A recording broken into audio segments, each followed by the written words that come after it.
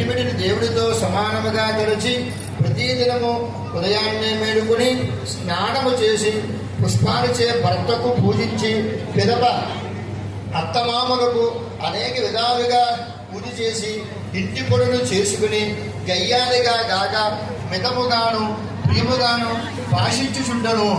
ఇట్లుండగా ఆ మహాపతివ్రత యందు వరలక్ష్మికి అనుగ్రహం కలిగి ఒకనాడు స్వప్నముల ప్రసన్నమై, ఓ చారుమతి, నేను వరలక్ష్మీదేవిని, నీ యందు నాకు అనుగ్రహం కలిగి ప్రత్యక్షమైందని శ్రావణ శుక్ల పౌర్ణములకు ముందుగా వచ్చిన శుక్రవారము నాడు నన్ను పూజించిన నీవు కోరిన వరములు ఇచ్చుదని చెప్పి చారుమతీదేవి స్వప్నములోనే వరలక్ష్మీదేవికి ప్రదక్షిణ నమస్కారాలు చేసి అనేక విధాలుగా ప్రార్థన చేసి స్తోత్రం చేసింది.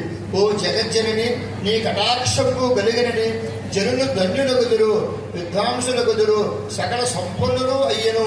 నేను నా జన్మాంతరము చేసిన పుణ్య విశేషం వలన నీ పాద దర్శనము నాకు కలిగినదని చెప్పి వరలక్ష్మీదేవి సంతోషింపజేసి చారుమతి దేవి వరలక్ష్మీదేవి చారుమతికి అనేక వరంబులిచ్చి అంతర్ధానం పొందెను.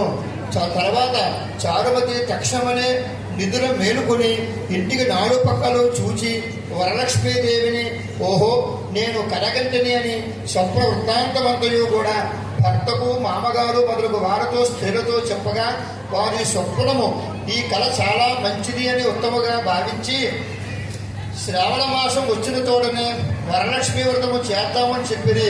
మిమ్మల్ని చారుమతి స్త్రీలందరూ కూడా స్వప్నం విన్న స్త్రీలందరూ కూడా శ్రావణ మాసం ఎప్పుడు వచ్చినా అని ఎదురు చూసుండేది. ఇట్లుండగా వీరి భోగభాగ్యములో ఉన్న శ్రావణ మాస పౌర్ణమికి శుక్రవారం వచ్చెను.